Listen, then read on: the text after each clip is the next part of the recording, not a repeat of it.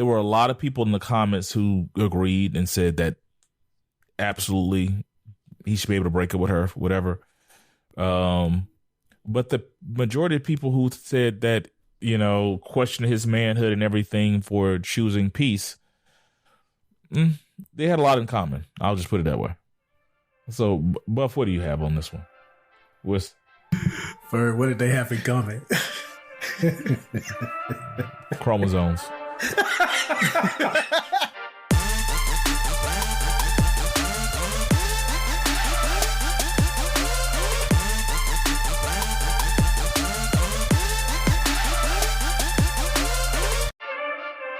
What up? It's Three Brothers No Sense, your favorite barbershop style podcast. I am Tavares Ferguson, aka Ferg, joined my co-host Rozzy and Buff. Fellas, tell them what's on your minds. Coco, let's go. I might be saying that throughout the show, just randomly, man. Coco Golf, man. But I'm actually going to touch on that at the end of the show because I figured you guys are probably going to bring it up as well. But if you don't know, women's tennis, Coco Golf, as we record today, literally just won her first major championship, the U.S. Open. So that was as a teenager. Yep. 19 years I think old. She's the third. She ties Serena. She ties Serena for the youngest. Okay. I thought Serena was younger. I think she was younger. Of Venus. What, didn't Venus win it first? It's Serena, like some random not random. Like it might have been like Mary Lou Retton or something. I don't know. Well, you know, let's go to old trusty Google. So while he Googles that, I just was gonna say Diddy gave back all of his artists publishing, which allegedly, by the way, because I don't fully trust Diddy. I never do. But allegedly he's given back all their publishing, and some are still critical of that, saying that they're not worth anything now, and some are applauding, saying Diddy's trying to turn around his image and be more honest, if you will. BG is out. BG from the Hot Boys, he's out. I saw some comments on that I don't know, I didn't feel like investigating it, but I saw people making assumptions based on how he looked. So I don't know what that was about, because like I said, I didn't investigate it, but he's out. He was part of one of my favorite groups, man, Hot Boys back in the day. So happy he's home. But more importantly, man, Elon Musk. You know, we always talk about, you know, how he's ruining Twitter, how he's having these arguments with Facebook owner name I can't think of right now, Zuckerberg. But I didn't realize this loser pretty much affected the Ukraine war. And this isn't getting talked about enough, but apparently Ukraine was using a Starlink satellite to target a Russian fleet. And he had people shut off their satellite so that they couldn't attack this Russian fleet. Now he's saying for two reasons he did that, because one, he said he didn't create Starlink for it to be used in war. And two, he felt like had they carried out that attack, then Russia would have turned to the nuclear option and literally used the nuclear bomb in attack. So, you know, I don't know how you want to view that, but that is a lot of damn power for an already rich and powerful man to have that type of power to affect a war. So I just, like I said, it doesn't get talked about enough, or at least I haven't seen it talked about enough. So I just wanted to mention that, man. Yeah, that's one of the downfalls. What did Google tell you, Ferg? Oh, yeah. Well, it seems like there have been three women. Hold on, let me see. Naomi was in her 20s, right? Mm-hmm. Osaka. To win the U.S. like 21. Open.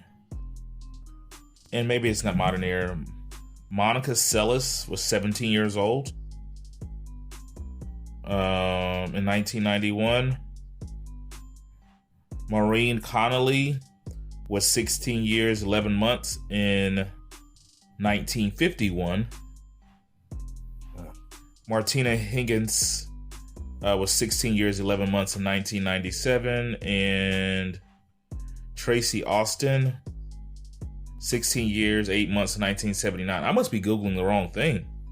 because I know Serena was supposed to be in that number. Are these major championship, Grand Slam championship? The U.S. Open, unless there's another U.S. Open. Oh yeah, there's a golf U.S. Open. These are tennis. I think youngest to continue. We'll continue.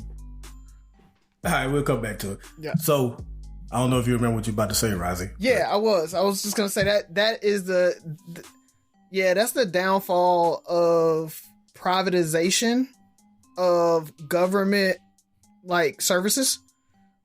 Usually what happens when a government uses a service like that, they buy the service, but they put it on like a government owned server, like private server, that type of thing, where they own it, or it's like, you can't shut me off, right? Like that usually is a part of the agreement when they go through privatization. When governments aren't rich enough to be able to do that, a lot of times what they do is they just, almost like me and you, like, hey, AT&T, I need some internet. They go, and they go and just go and ask these private companies to provide services for them, and those services those companies can literally turn them off and do things like that. And that kind of goes to the difference of like very, very large countries versus smaller countries that have to just kind of, where you, like you said, the company is actually bigger and more powerful than the country is. And that's crazy to think, like you said, that a company or any type of individual can be more powerful than any country to be like, yeah, I'll just turn off your services and you can't say nothing. You can't defend yourself. Is it really? If I say you can't. Is it really that far-fetched though? I always look at, we look at movies and books as entertainment, but there's usually, especially even science fiction, there's usually some truth to those things. But think about all these books and movies where these large corporations kind of just take over the world. Like you look at them and they're, even especially like tech companies like Ready Player One and things like that. You see all these large corporations who become like bigger than the government, or they have a lot of influence over the government. And I'm not surprised. I mean, tech's going to either make or break us. And so, It's not surprising at all. Yeah, it's just, it's sad, man. But speaking of movies and all of that, I don't know if you guys saw AMC reached a deal with SAG-AFTRA. So if you like The Walking Dead and all of those types of shows, I think they have 2 spinoffs they're trying to do with them and everything. AMC got an exception from the strike, so they can actually start filming on those again. So that's kind of cool that SAG-AFTRA is actually kind of looking at each individual request, and they're giving us, what they can on it. So I think the big 2 that they're talking about is Interview with a Vampire. That season 2 is going to start filming again. And those spinoffs. So Daryl Dixon, and I can't remember the other one from The Walking Dead. So if you like those series, those will be back. Dead City, yeah. So those will be back on the regular schedule. Now, even though they got the exception from SAG-AFTRA, they didn't reach an agreement with the Writers Guild. So if the writing still kind of sucks, so the script kind of sucks, that's why.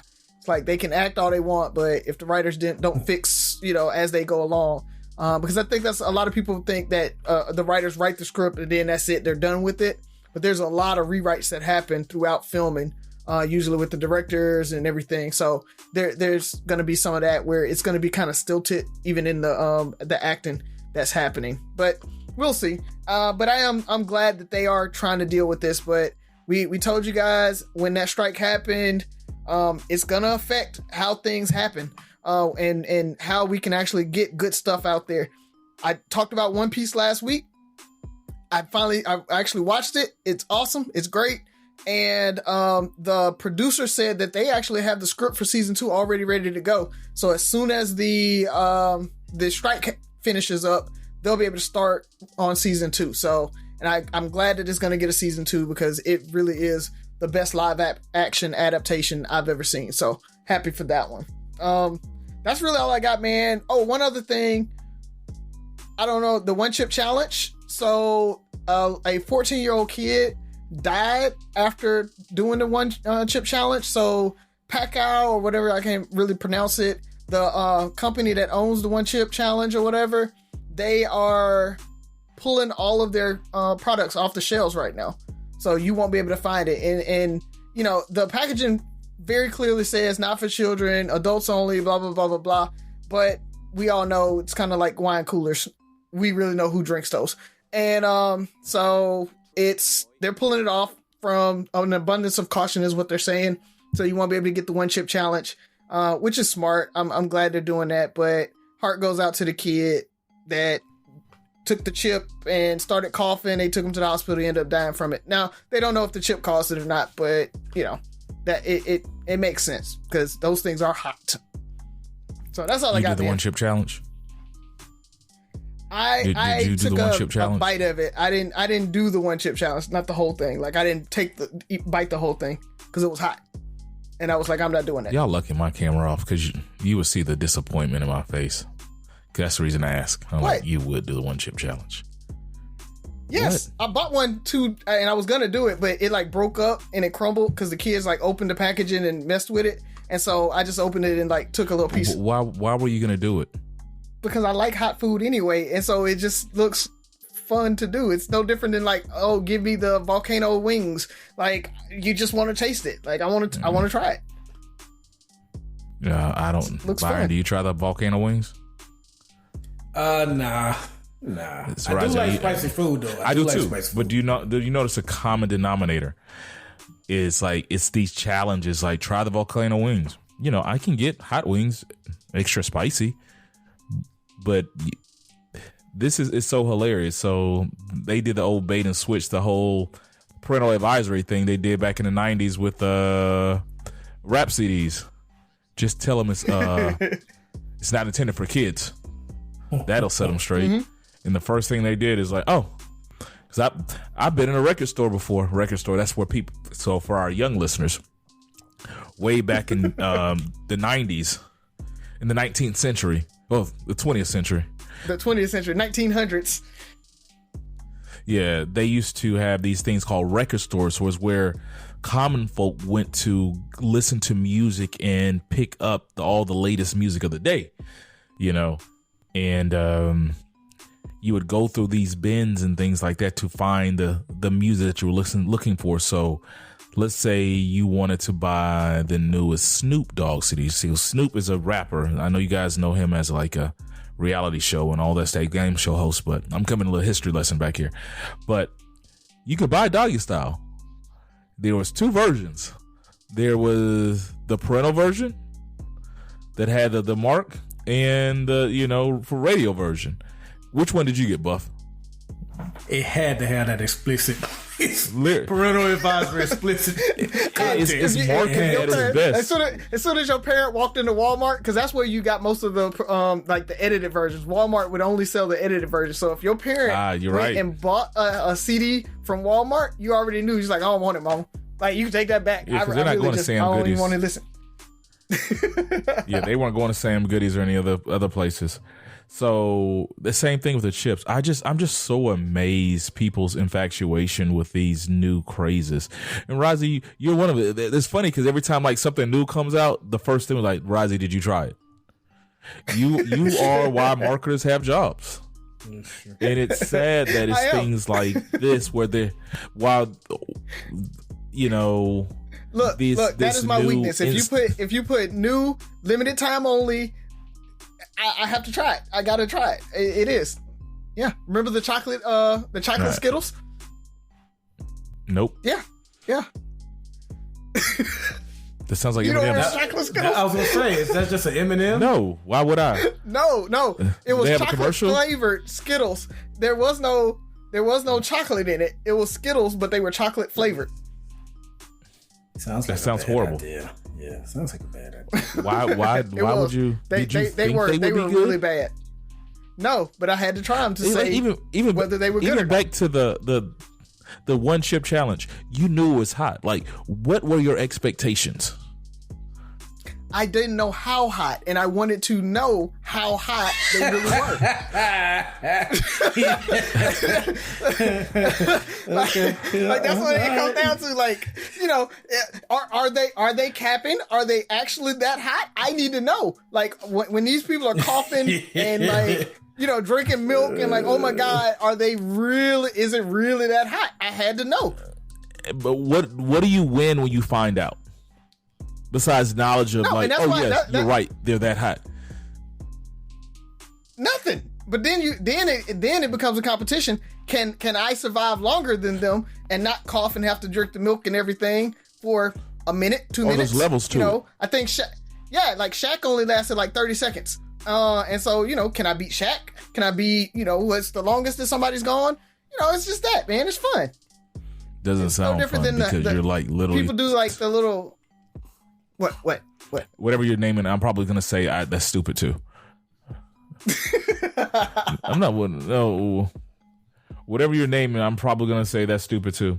But you know, to each his own. You know, it is what it is. Back to the original point. You've never challenged somebody to, I don't know, push-ups or like, hey, how many pull-ups can you do, or you know, how long can you be in a chair versus me in the chair? Like, I mean, guys we challenge each other to stuff all the time. It's no different. That's a personal challenge rather than, hey, let's create a chip and see how many idiots decide to bite this chip and buy this bag. You know, like I wouldn't participate in the push-up challenge on Facebook. You know, I mean, a lot of people have. We had a personal. There's a really cool TikTok where they have like a push-up challenge where you have to go halfway down, up. So it's actually fun. Yeah. Yeah, I believe you. I believe you. Man, I wish my camera was on because my disappointment in your logic right now is written all over my face. But speaking of disappointment, I've been disappointing myself lately. So, y'all know what dry snitching is, right? Oh yeah. Apparently, I've been wet snitching on myself. Hear me out. So, there is this is probably one of the hottest summers ever, and in Houston, it's just ridiculous, and to the point where it's been triple-digit weather for just God knows how long. And I'm talking about like 107, 108, feels like 115, humidity, all that stuff. And so most of Houston is like the grass is scorched earth. And so apparently we're on a water conservation, thing going on. So if you drive in my neighborhood, one of these things does not look like the other. My grass is so green and overgrown because before they put the water conservation alert out, I'm like, my grass is gone. And so I upped my sprinkler game. And I didn't realize, because grass just recovers really fast. And so not only is my grass covered, it's overgrown. I need my lawn guy to come back out because my grass is just looks crazy. But everybody else is scorched earth. I mean, completely brown. And so I have this patch of green in a neighborhood of brown.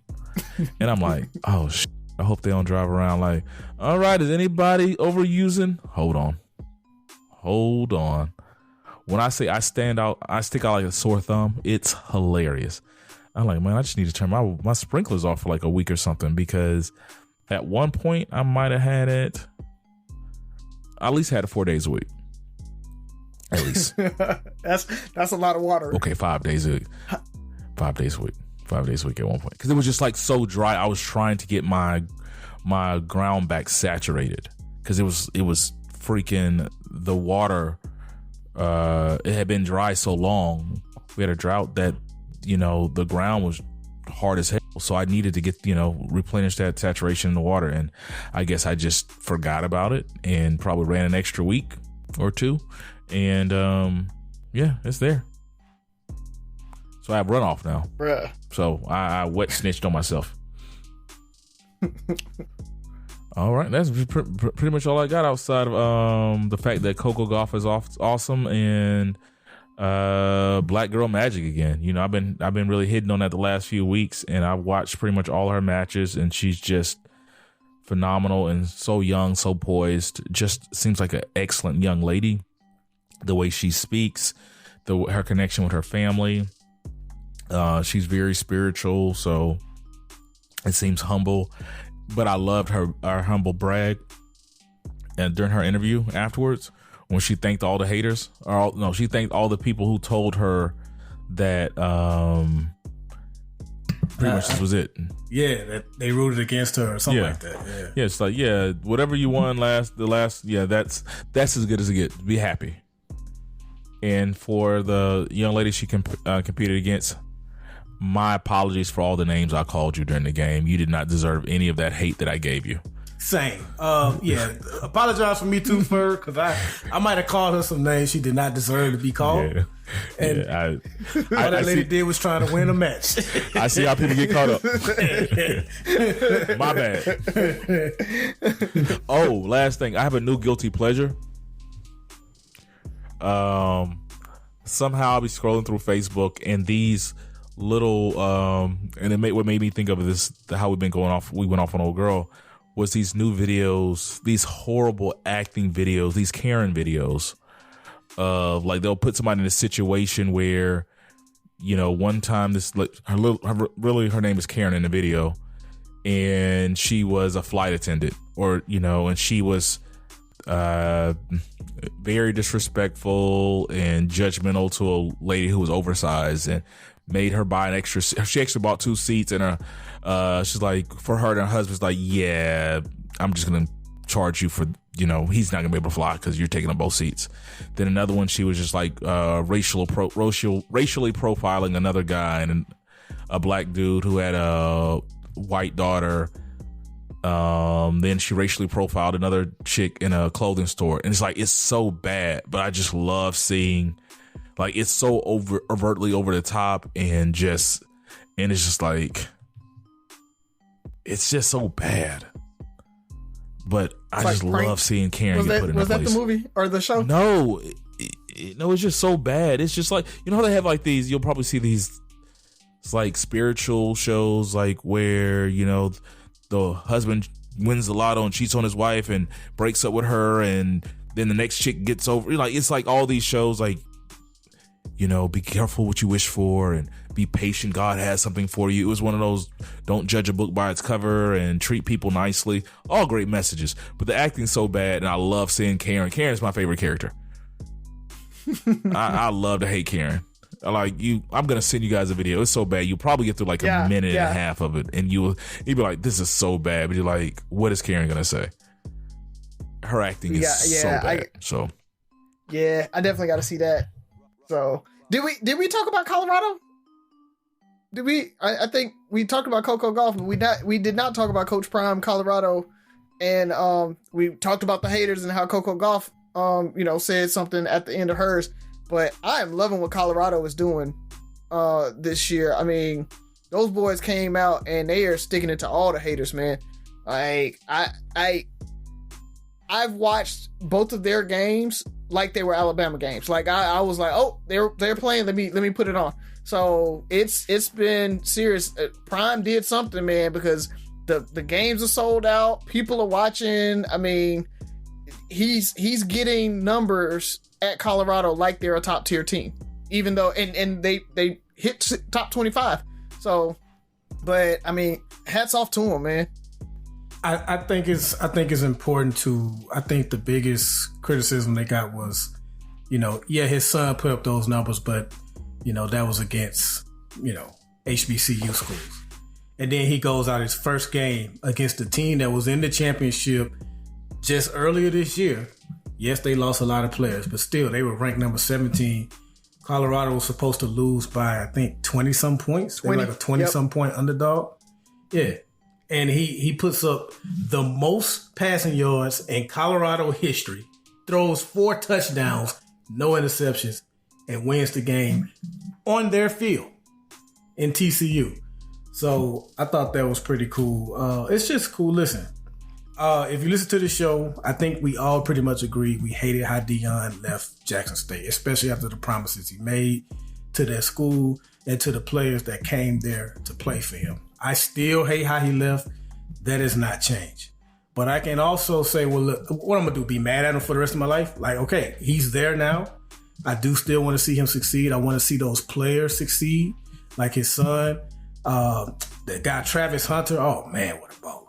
Like, I want to see those guys succeed. So, yeah, he's a baller. So, you know, it's just been cool watching them and, you know, seeing how far they can go because it's definitely an interesting season so far. Agreed. So, is Sophie here? No, she's not. She's at a party. Yeah, Sophie. You know, Sophie is a socialite. I was about to say, she gets invited to social all life parties. is like, yeah. She does, man. It's funny, like, no matter what the kid is in the school, they love Sophie. Like, the nerds love her, the cool kids, the athletic kids, like, all the kids love her. And she gets invited to almost every party. So we literally have to be like, yes, you can go to that one. No, you can't go to that one because you're going to that one. We have something. We're going to be out of town. You got to tell them no. Like, almost every weekend, there's a choice to be made whether she's going to go to a party or not. It's crazy, man. So I love her for it, but I feel like a chauffeur a lot of weekends based on that. You are a chauffeur. Continue. I am on Twitter at gamblers_dream. It's called the Premium, but their Twitter handle is at gamblers_dream. They tweeted when Coco was down when she lost that first set 6-2. They tweeted, "Pretty quiet now, aren't you, Coco? I'm surprised she hasn't complained yet." And like everybody's tweeting them now, her holding up the trophy. I think they deleted this tweet because when I click on it, nothing's popping up. So at Gambler's Dream, put that tweet back up, man. I mean, y'all was big and bad when y'all put it out there. Don't delete it. Don't delete it. Put it back up there. Say it with your chest. Go ahead. That's one of the people she was talking about. Exactly. That's exactly what it was. My dad works in B2B marketing. He came by my school for career day and said he was a big ROAS man. Then he told everyone how much he loved calculating his return on ad spend. My friends still laugh at me to this day. Not everyone gets B2B, but with LinkedIn, you'll be able to reach people who do. Get $100 credit on your next ad campaign. Go to linkedin.com/results to claim your credit. That's linkedin.com/results. Terms and conditions apply. LinkedIn, the place to be, to be. Flex your business with an American Express Business Gold Card. You'll earn 4 times membership rewards points on your top 2 eligible spending categories, like transit and electronics, each month, on up to $150K in combined purchases per year. Plus, you can now earn 3 times membership rewards points on flights and prepaid hotels booked on AmexTravel.com. Terms and points cap apply. Learn more at americanexpress.com/business-gold. Amex Business Gold, built for business by American Express. So, but all right. I got a joke for y'all. I do. I have a joke. So, what do you call a reluctant potato? A hesitator.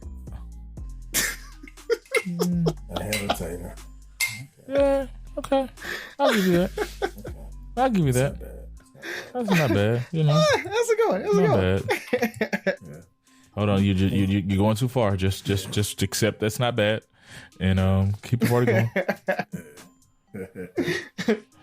All right, who's up, man? Who we got? Who's going first? I'll yield.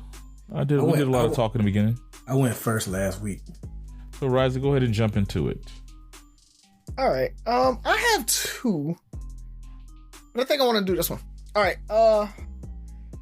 So saw a tweet, and it started a whole conversation. Tweets? So, an X. I don't know what they call them. I forgot what X calls them. They call them something. I forgot. They're still tweets to me. Yeah, they're tweets. Your mama named you tweet. There it is. Yeah. And yeah.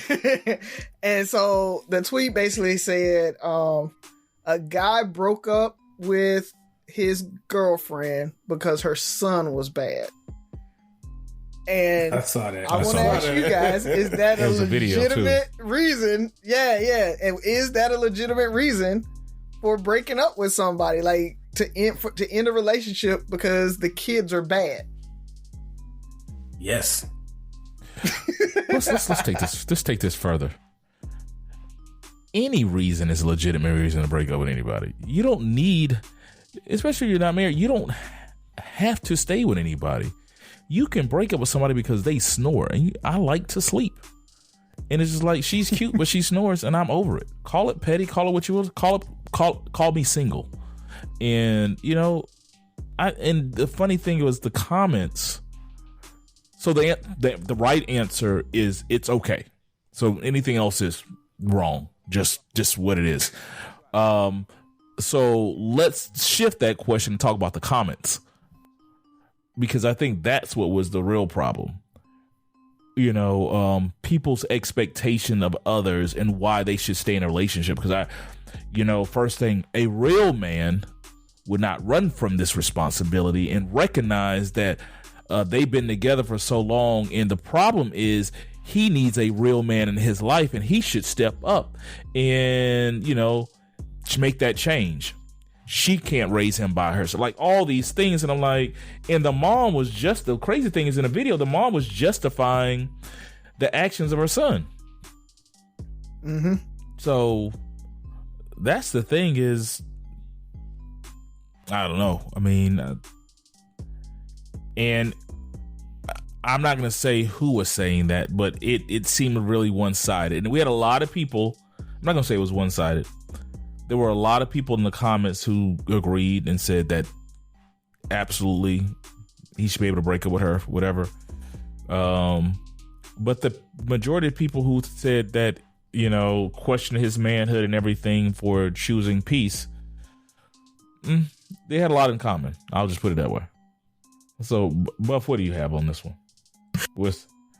For what did they have in common? Chromosomes.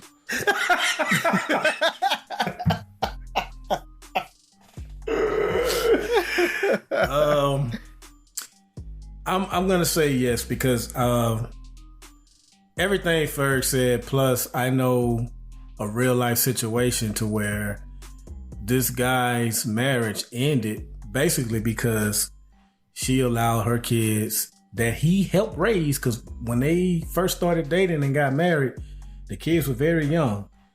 But as they become teenagers, she allowed them to disrespect him. And it was like it's always just that one final straw. And it was one final straw when they were in an argument, and the son said, whatever, I'll get my father, who was doing nothing for him, by the way, throughout his life. But I'll get my father to come and F you up. And he pretty much looked at the wife like, this cool with you? So once she did nothing about it, it's like, okay, he checked out and he did all the necessary steps to leave that marriage. Now, you could say that's an extreme example, but it can come to that, because usually if the kids are that bad, that means that mother, that parent is allowing a lot of things to slide, and she's going to let them slide, or he's going to let those things slide, even when you guys enter into a relationship. And if you're someone that doesn't want to put up with that, then there's no sense in wasting your time or their time. Abort mission. Yeah. I'll throw some nuance in there, right? I agree with you, Ferg, that you should be able to break up with somebody for any reason. It's kind of like an at-will work state, right? I can break up with you for any reason. I don't have to give cause. But, other than I just don't want to be in this relationship anymore. That's the whole point of dating versus us being married, right? That it's easier to get out of this situation. I think you shouldn't go in like, oh, the kid's bad on our first date and I'm out, right? Like if you like that person enough, you can be a father figure for that person or for that kid and maybe mentor them up. And so I don't want to say completely discount and be like, oh, the kid's bad, automatically walk away. But that wasn't this situation. Again, kind of you talked about the video. They had been together for a while. Let me clarify too. I'm not saying that a person should do that. I'm saying it is your right though. In your example, on the first date, you're like, oh, you got bad kids, I'm out. Or I can stay and be a father figure, or you can just be out. Like, it's that simple. Like, there's women that don't go on second dates because she didn't like the color of her dude's car. You know, like, these are all, she was too fat. You know, like, people make there's red flags. There's just things that you just know are going to be problematic. And maybe sticking it in there, it might work. But it's so early in the game in a lot of these situations, just cut your losses and move on. You don't have to be a father. You don't have to be a father figure to a badass kid. You can be a father figure to a good kid. I'm just saying. I like that. I like that you bring up. I like that you bring up. You know me, I was out it's quick. A red flag. Because yeah. Like my thing is when that kid is bad like that, it is definitely a red flag that person doesn't know or can't raise that kid, can't communicate. There's something causing that kid to be bad like that. Whether it is the parent being kind of dismissive and not doing anything about it, not disciplining them, which means, to your point, Buff, they're going to let them walk over you too. And you're going to end up being a disciplinarian in that situation. And that's never kind of a good situation where the third party is coming in having to be the disciplinarian. And they're going to run into that situation where I'll tell my daddy, or you not my daddy, and this, that, and the other. And so I definitely think it's a red flag. So, because I mean, I'm back in these dating streets, and I'm with you. I probably, if the kid's bad, I'm like, I don't know if I want to do this or not. Like, because I don't want to deal with it. Well, I have the privilege and the honor of being able to mentor a lot of young men. And I'm not going to sit here and act like it's the mother or the father's fault on them. Some of these kids just have their own issues. They're growing up in a world like no one else. This new world, you guys, if you don't see them and deal with them on a daily basis, it is new. That our parents ain't nothing you did that I've done. That relevant now. So there's mothers out here, 2-parent households out here trying to piece it together because the kids are trying to piece it together. It's so new that our generation, the current state of the world, and the world's constantly changing. It is completely a whole new world. Like even your age, our age, the dating scene is different today than it was 20 years ago. The way people have to adapt, the way these kids are adapting, it's hard to relate. So I'm not saying that a mother who has a child, daughter or son, who is struggling with behavior doesn't deserve help. I'm not saying it's her fault or any of that. What I'm saying is you as the suitor have the right to make that decision. And it might be unfair to the mother. She might miss out on some good people because of their decision around her kid. That hurts my heart. But at the same time, you're single once again, so you have the right to be selfish. And in this situation you were talking about, they had been together for a while, and at a certain point you have to just recognize, like, I can't do this. You know, I just know that I'm going to be miserable.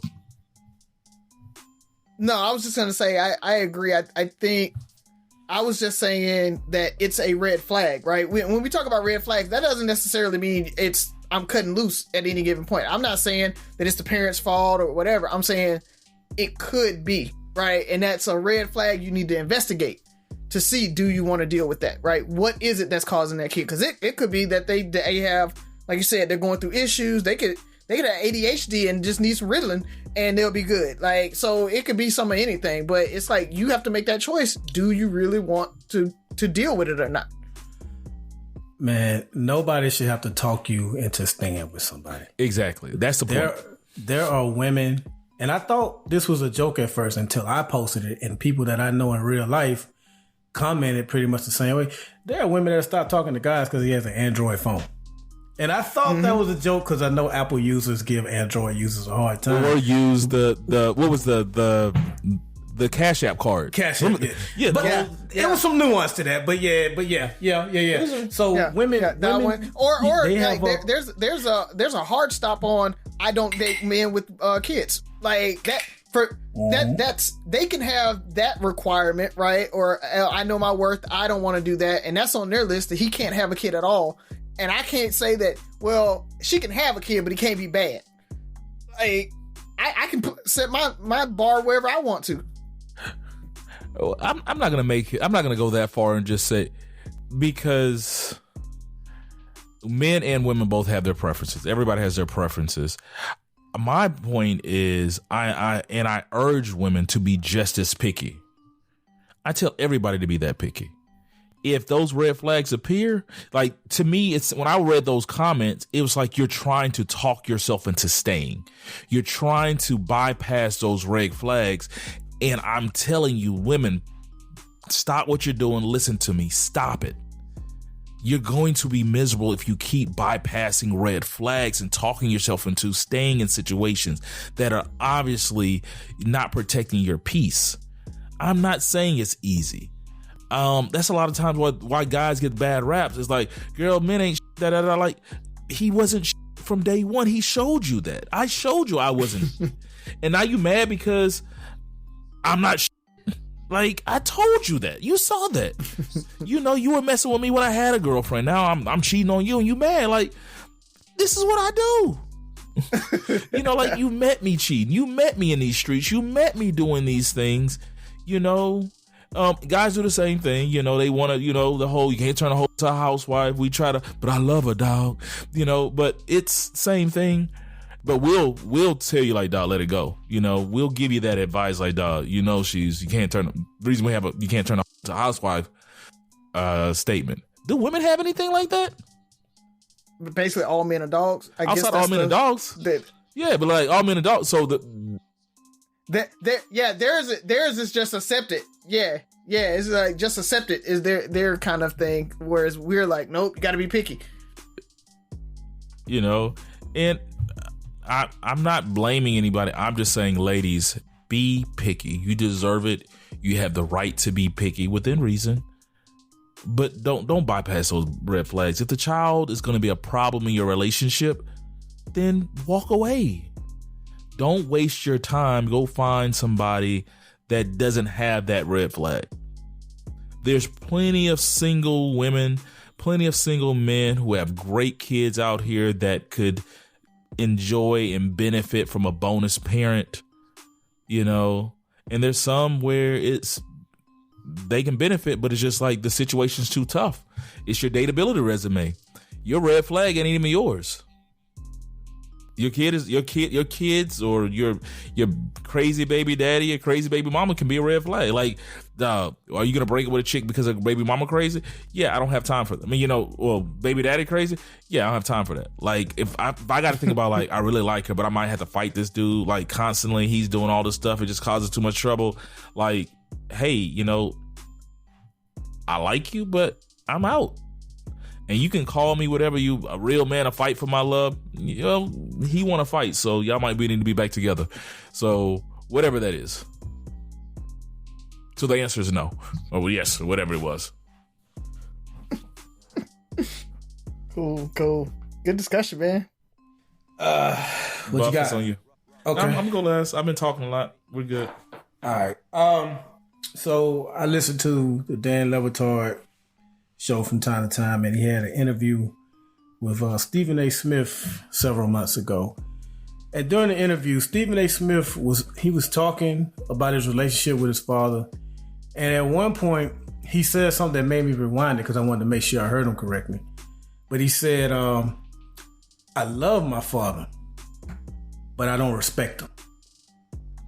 And I kind of like raised an eyebrow, and Tabitha and I kind of discussed it or whatever, and she kind of understood where he was coming from. I don't know if I quite co-sign that. Do you two feel like you can love someone that you don't respect? And I feel like, so when me and Tabitha were discussing it, she was saying, there are things that somebody can do that you. I'm not saying you can love someone and not respect some of the things they do, but to no longer respect that person totally,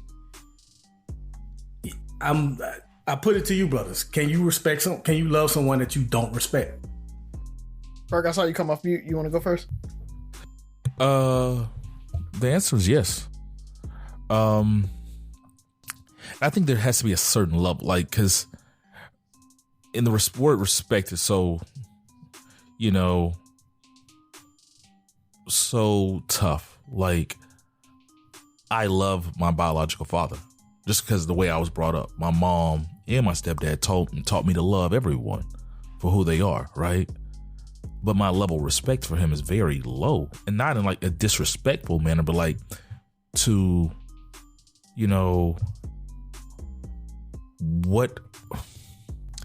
what am I going to respect you about, right? Like, what have you done, not even to earn my respect, but like to keep it? Like, I don't see, like, you could have completely just not been in my life, but I look at you and I look at the things that you've accomplished, and when I think about respect, it's like your accomplishments and who you are and things around you, like your energy, like, and I don't see that.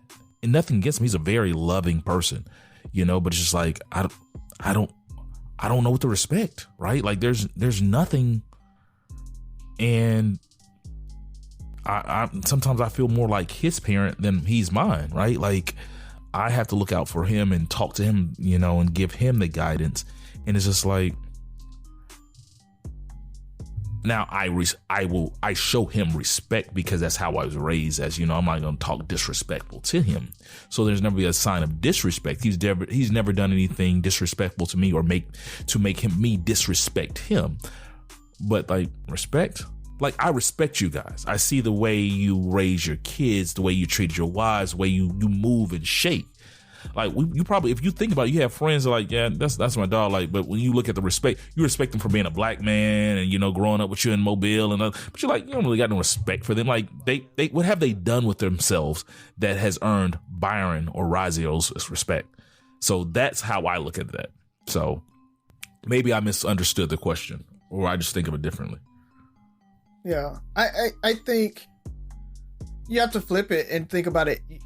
Can you respect somebody and not love them? And that's probably a yes, right? You have respect for Obama, but you don't love Obama. I mean, you know what I'm saying? You respect people for what they did and how they lived their life, like you said, Ferg, how and everything. I think actions bring respect. Love, sometimes actions can bring love too, but a lot of times love comes from just being there for you, that type of thing. And I think you flipping it from, maybe you're looking at it from like a parent type of thing, right? Where it's like the child saying, I love you, but I don't respect you. But if you flip it in that instance too, where the parents a lot of times love their kids, but then don't respect what they become, right? Don't respect the moms who their sons are drug dealers and stuff like that. They don't respect their children, or what they're doing, right? You're scamming and that's what you do, and I don't respect that, and so you can't be in my house and this, that, and other. But that doesn't mean they don't love them, right? They want the best for them. They're praying for them. You hear it all the time. I'm praying for you to get better. I'm praying for you to do better. I'm praying for that. So that shows you that level of love, but that lack of respect right there. And I think that happens a lot of times too, where you'll see where sons, their dads beat them, but they took care of them, right? It's like, yeah, he beat on me or whatever, but I had a roof over my head, food on the table. He was there when I really needed him. He did protect me, but I don't respect him because he abused me, right? And so I respect him and don't love him. Yeah, you see that a lot. But I think a lot of times it is because they do love them, and that's why for a lot of DVs and stuff like that, it's hard to leave because they love them, but they don't respect them. Like they do love them, and they like, I see the good sometimes. I see the twinkle in their eye. I see when they're not drinking and how loving they are. But then they go out and they drink, and so they come home and they, throw stuff and all of that. Like, I think they're very separate things. That you can't have a love for somebody and still not respect them because of the things that they do, but you still want to hold on because you love them. And unfortunately that love can be derived from a lot of different things, right? Stockholm syndrome is one that you kind of start to hear about, right? Where I love you because of that. you raised me, so I love you because you're my parent, but I don't respect you because you do these things. So I definitely think, and I think what you're talking about, for that respect of, you show them respect because you're scared or something like that, but that doesn't mean you don't love them because of that, right? So it's a lot of dynamics in there, but I ultimately I do think you can love somebody and not respect them. So let me step in real quick, Buff, because I know you're about to go, because I can see your wheels spinning. So, Razi, what you said made me think of something, and I think we talked about this before. Maybe we just talked about it aside. But I'm going to address what you were saying about the father figure. I think sometimes because, like, he kept a roof over my head, he worked 2 jobs, he did also, we respect what he did. Like, we respect the hard work and the things, the sacrifices he made for the family and stuff like that. But, like, the way he treated your mom, or he did this, or you don't do that. Or there's it's a mixture. So I still think there's a respect because it's what you've done. And when I think about it, I think love is more about me. Like, you're a loving person because you love. Like, you're taught to love. Respect is more about you, your actions, and what you've done to garner that respect. Because I think as a community, we're so loving and forgiving. We're taught to love. That was the biggest thing they could do. Teach us how to love everybody and get along, reach out and touch somebody's hand, all that stuff. That's the reason we're so forgiving. That's part of the reason we're in the predicament we were in. Somebody can go shoot up a church and we're just like, well, pray for them, and, pray for the family of Joe. Like, no, it's like, we're so loving because we're taught to love. We grew up in the church, and, the church taught us love and forgiveness and kindness and stuff like that.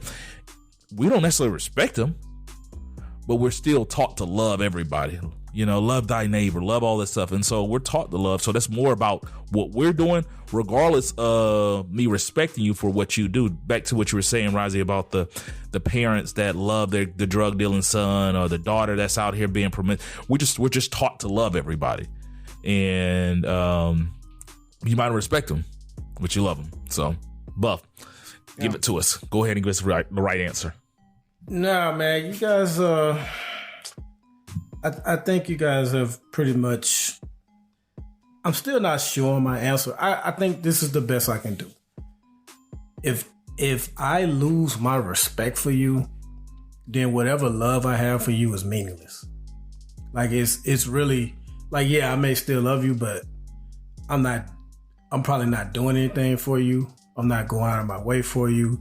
You can't count on me for anything like that. If I lose respect for you, and it takes a lot, because I don't like, I've said this many times on this podcast before. My dad was not a perfect man. He did a lot of things that I forgave him for, but I never lost respect for him. I never lost love for him. I didn't like some of the things he did. But when you look at the totality of his life and what he went through and how he was raised, it gave me better understanding and accepting. Because I do believe that, people's behavior, there is a causality to it at times. And when learning how he was raised and everything he went through, it was easy to forgive the things that he did. But I still never lost respect for him. So for me, if I lose respect for you, that means, in my eyes, you haven't even tried to be a decent person at all. Because I don't mind loving someone or even having respect for someone that has a vice, that falls a lot, that fails a lot. All I need to see is you genuinely trying to be better, trying to do better. When I no longer see that and I lose respect for you, even if I still love you, because I think you guys make some great points, and I can't argue them. So all I can say is, well, if I do still love you, but I've lost respect for you, my love is probably worthless to you. Those are bars, bro. I mean, you just made me think. And when you said lose respect, I think that's a whole nother. That's why I said there's levels. Just like there's levels to love, there's levels to respect. And we try to put it all in one bucket. There's people that you just like, you have the utmost respect for. I have the utmost respect for you guys. There's people just you respect because, I see a black man on the street. There's just respect. You know, like I respect this hustle. Respect. I respect you know, this, like, but like respect. And then I think there's a general level of respect. Like, so I'll go back to my dad. Like, I don't think I've ever lost respect for him. I think he just has this basic level, like it's like basic cable of respect. It's no extra channels, nothing. Nothing, not the same respect I had for Kenny for raising me like his own. My mom. You guys, the people that's like, it's not. And so because of the basic level of respect, I'm going to do certain things for you as long as it doesn't, it's almost like when you go to Main Event or Chuck E. Cheese and like if respect gave you you got game tickets for respect. It's like you want to ask me to do is like, you're looking at the wrong wall. You do not qualify for these prizes right here. If Rising say, hey bro, fly to Birmingham, help me drive down, do this and that with the kids. If like I can manage it, I'll do it because of my level of respect for you. But at the same time, it's like, dog, I stay around, you got to drive an hour and help me move my furniture and stuff like that. It's like, yeah, my level of respect for you is not that, I'll put some on a U-Haul for you, like. And it's those things. It's the difference in that. Like respect is like game tickets. Like, you depend on how many game tickets you won, respect tickets you won is what you qualify for. So, there's people getting bubble gum, the hard bubblicious, and then there's people like, oh, so you got a PS5 from Chuck E. Cheese? Yeah, but a PS5 from Chuck E. Cheese, you got 12 million tickets, Yeah, I think it's that. And maybe that's what I'm thinking through is when you say I don't respect you, that's the level I'm putting them on is the basic, like, I'm being cordial respectful. Like I don't have any like true respect for you where it's like, I'm going to go that extra yard or I'm talking about you. If I'm not bringing up your name and using you as an example when I'm talking about this thing and I'm like, I have this much respect for you on that. That's the level when I say I can love you and not respect you. Like to be completely disrespect. Like I agree there. I can't love you and totally have you on this whole, I'm disrespecting you. Cause at that point that love has turned to hate. Like if I feel like I'm going to disrespect you, if I got you on that level where like you are below minimum acceptable normal type of respect, then I don't think they can coexist. Because at that point I do think I've gone into some hate. Yeah, I have family members who I've lost respect for because of how they've treated and raised their families or didn't raise their families, how they abandoned certain, like, so I've lost respect for them. I love them just because they're blood. And, I love seeing them, just because, if it's a family outing and it's just everybody's around, it just adds to the ambiance and excitement of just seeing people. But I have little to no respect for them. Like I've lost respect for them. Like I said, with my dad, it's just, he has that basic level, maybe a little more, he's doing better. You pray, like you said, you pray for them to get better. You pray for them to be, so I still, because I love you, I want you to be better. I want you to be healthy. I want you to get your life together. I always pray for those things, but yet and still, there's people's like, man, I can give two shits about you, man. I want you to do okay because the people who do love you and have still respected you or still have respect for you are linked to you, and when you do bad, it hurts them and adds pressure to them. So I want you to do good just because I don't want to see Byron hurt. So that's a good question, man. But I think we're probably at that that mark. So I'm going to yield my question. All right. This episode is brought to you by State Farm. From your morning podcast to your afternoon playlist, State Farm knows you personalize your entire day, and that's why State Farm helps you personalize your insurance with the State Farm Personal Price Plan. It offers coverage options that help protect what you care about most. at an affordable price just for you. Like a good neighbor, State Farm is there. Prices vary by state. Options selected by customer. Availability and eligibility may vary. So good, so good, so good. Get ready, because it's time to save at your Nordstrom Rack store. Now through February 23rd, take an extra 40% off red tag clearance boots, jackets, and sweaters. We're talking the best cold weather styles from Vince, Cole Haan, Sam Edelman, and more. All on sale for even less. All sales final. You never know what you'll find, but you know it's gonna be so good. Great brands, great prices. That's why you rack. I think we had some really good conversations today, fellas. I enjoyed myself. Yes, sir. Oh yeah. Let's go ahead and close it on out then. So I started out yelling Coco. I'll spare y'all that. But before I get to Coco, I do want to say, Tucker Carlson continues to be, and I think he likes being dangerous or reckless. I don't know what it is, but he has a show on X, formerly known as Twitter. But he had an interview with 45, and at one point he said, if you win the primary, do you fear that liberals will kill you to keep you from becoming president? I think it's reckless to even put that idea out there. And like even 45 was kind of like, hey, yo, what the hell you talking about? But it was kind of crazy. And he also had... I don't even want to get this dude. I don't want to name this guy because I don't want to give him any more publicity than he's trying to get. But apparently there's a guy who's out there saying that he had a relationship with Obama, and he interviewed him. Like, this guy, as far as I know, has like nothing to back him up, but it's just to put him out there, to give him a platform, just to, take a shot at Barack Obama, which again is reckless. I would think if you're going to even pretend to act like you are a journalist or a serious interviewer, to at least look into it, verify some things, see if this guy's a quack or a clown, and if he is, don't have him on there, which more than likely he is. But no, not Tucker. He had him on there. So, see, you said a couple of key things. You talked about interviewer, journalist. That's not what sells, bruh. Like people don't. That's the same reason they got these hot chip challenges. People don't need logic. People want excitement. They want that. They want those ideas, and it sells. That's why all these reality shows and all this stuff is like those things. Yeah. You don't really need real good content. You just need entertainment. So that was an entertaining interview. To the point where you're bringing it up on the show. Yeah, I just think he's reckless, man. But yeah, that sells. But yeah, I do want to get back to Coco. Congratulations, Miss Golf.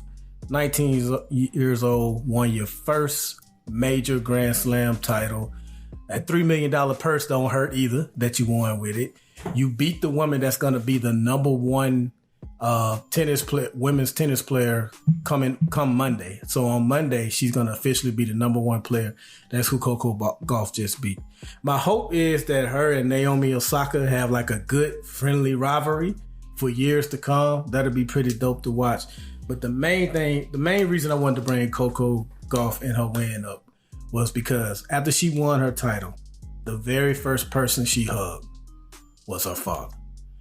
And to me, that's a big deal because so many athletes, entertainers, artists, anybody who gets a platform, they thank mama, they hug mama, they love mama. Deservedly so. Not taking anything from others. But if you listen to Kevin Durant's MVP speech, you would think his father was never around. His dad not only was in his life, his dad just not long ago finished working across the street from the Capitol. He worked at the Library of Congress, if I'm not mistaken. Like, his dad was in his life, but to casual fans, it's like, oh, it was just him and his mom. Like, nah, his dad was there too. Moms get so much love, so it's always just cool to see an athlete, especially, it hit me hard because I have a daughter. So to see this young woman go and embrace her father before anyone else, I may be making more than what it is, but to me, it was dope. I love seeing it, and I really appreciate it. She talked about him in her speech too. Just gonna throw that out there since we're We're doing it. I mean, she talked about how she loved her dad, and they mentioned it. How that was her first time seeing him cry. Yeah, it's the first time seeing him cry. There are fathers in these lives, and I mean, like Byron said, mothers, you guys are doing a great job. You get a lot of your flowers while you're here, and it's good to see that. Especially for our young Black girls. I love everything about Coco. Like, I love her poise. I love how she carries herself. And, I think that's in large part to her parents. But I want to say that her dad plays a part of that. So I'm done. I didn't want to steal your thunder, Buff. Keep going. That's all I got, man. It was just cool. Like, it actually makes you appreciate watching her fail a couple of years ago. Like, watching her come up short, even earlier this year, come up short, and to finally break through. That it was just awesome to watch, man. That's all. I plan on. I miss Serena. I'm not missing Coco. I'm going to a U.S. Open. If not next year, 2 years from now. But I'm going. I want to see Coco. That's all I got. Let me know. I'm always down for a trip. So. Yes, sir. I was already looking at it. Okay, let's just up there. Okay. See, this is how it goes. This is how it starts. You said 2 years, and we'll be there next year because we're like, so we going? That's all my text gonna say. But I had something to talk about, but I want to kind of piggyback off what you were saying. Is I think a lot of that. I want to thank my mom comes from just those historical gender roles of mom being the one that drove them to practice, that was there all the time, right? And I want to challenge dads to find that work-life balance and be there too. Take your kids to those practices and stuff. Be there at those practices because mom's there watching, and that's what they see. Mom's at every game. You are the one that's making the choice to say, I can't make this game. I got to go into the office, or I can't, I'm going to be out of town on this one. And so you're missing games where mom's there. And so that's why moms get a lot of those flowers a lot of times. And I'm not saying that's wrong or whatever. I mean, y'all got to you got to pay the bills first. You got to make it work. But as much as you can, be there, man. Be there, because I'm the only one, and so I'm taking the kids everywhere, and I see the difference in how they treated me when Jen was the one taking them to everything. Right? Like she would take them on vacations every year with just her. Because as a stay-at-home mom, summer rolled around. I didn't see the kids for almost a month sometimes in the summer. Because she's like, we're going here, we're going there, we're going there. And I'm like, well, I got 1 week of vacation. So I'm going to be with y'all this week. But there are other weeks, y'all do whatever y'all going to do. And so, it is much, much different when you're there. Even if it is, you just got to leave the office so that you can be at the practice at 5:30 instead of staying that late night or going to that after-hour event. And we see that a lot of times where women end up, their careers slow down because of that. They're the ones leaving at 5 while the guys are staying there doing the after hours thing, going to the happy hour with the guys or the management and everything. And that's a lot of times how they're getting these promotions and stuff. So make that concerted effort, man. Talk to your wife, be like, yo, I got him this day. You stay and you go to the after hour thing. You hit up the happy hour with your office. And I'm gonna get the kids and I'm gonna leave early. So make that balance, man, and be there for the kids. And maybe you'll get some of those flowers too. That needed to be said. Well said, bro. Thanks, man. Yeah, really great points. And I think that was actually kind of one of my questions. So we'll follow up on that next week. But a couple of things. So speaking of kids, shout out to my mini-me, got his first haircut today. Did a really good job. The old saying, once you're old enough to get a edge up, you're old enough to get a job. So TJ, they're hiring. We're looking for a job. But secondly, I had the pleasure of hosting the Navy Recruiting Command today. They came out and spoke to some of our lamplighters about scholarship opportunities. And in no form or fashion I'm promoting anybody to go to the military, anything like that. But I just urge parents, especially some of our listeners who might have kids who are becoming of college age and want to go to school and they're struggling to pay for college, there's not much harder than going to college and not knowing how you're going to pay for it. I'm telling you this. I as an adult, I look back and realize that a lot of my struggle through college was finances, and because I couldn't deal with that, it led to depression. I was dealing with depression in college because of that, you know. And I say that to say, explore options, explore different things. And if your kids are thinking about college and are on a college path, look at other options outside of just enlisting them in things. And Rising might hate me for this. And I said this in our meeting today, the Army and the Marines have a monopoly on our black youth. Those are the people who our kids, I was talking to one of the recruiters, and she goes to a school, the first thing kids ask her, are you with the Army? They don't know about the Navy. They don't know about the Air Force. And especially your kids who are intelligent enough to get the test scores and getting, not even test scores, they can get into college. Do you know the ACT, SAT prep scores? SAT, they have the GPA, and these things aren't as demanding as you would think. There's so much money out there for like Navy ROTC. There is so, and the career paths, and they're coming out, and Razi and I were both lucky in that we were able to go to medical, and Razi was able to go to logistics. But a lot of these Army and Marine jobs and stuff like that, especially if you stay enlisted, aren't skills that are transferable in the real world. Like being an Army, and nothing wrong with an Army cook or a truck driver. You can drive a truck, but you're not going to come out being able to drive trucks in the civilian world. Like there are certificates and stuff that these other branches, a lot of these more technical branches offer, especially as you get a degree, that are just so beneficial to your kids.